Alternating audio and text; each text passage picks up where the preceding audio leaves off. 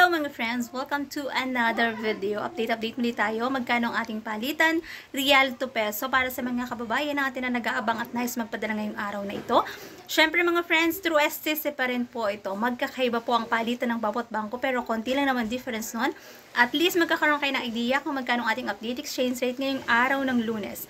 May 27, 2024. Ang tiyak na matutuwa ang ating mga kababayan kasi nga mataas pa rin mga friends ang ating palitan. Syempre, ang ating mga kapwa OFW, kahit naman ako noon ay talagang gusto ko, pag nagpapadala ako ng pera sa Pilipinas ay mataas ang exchange rate. Kasi syempre, malaking tulong yon para sa mga pamilya na pinadadalhan ko.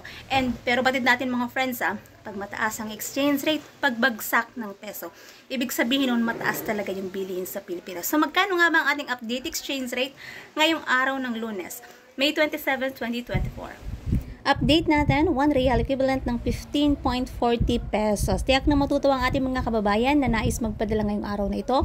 Kasi yan po ang ating update exchange rate through STC ito mga friends. So para sa mga kababayan ko dyan na nag-aabang at nais magpadala ngayong araw na ito, yan po ang ating update exchange rate. And syempre pag nagpapadala ng pera sa Pilipinas, may binabayaran na transfer fee at meron din po yung VAT. Ang palagi ko pa rin paalala para sa bawat isa sa atin, matuto tayong mag-ipon, magtipid, at matutong mag-invest. Batid naman natin mga friends na hindi habang buhay ay nasa ibang bansa tayo. Uuwi at uuwi pa rin tayo sa ating bansang sinilangan, sa ating pamilya.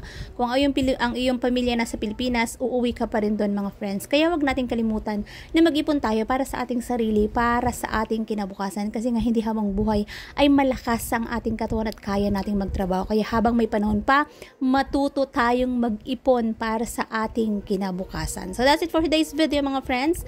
Thank you for watching and see you in my next update. God bless everyone. Much love.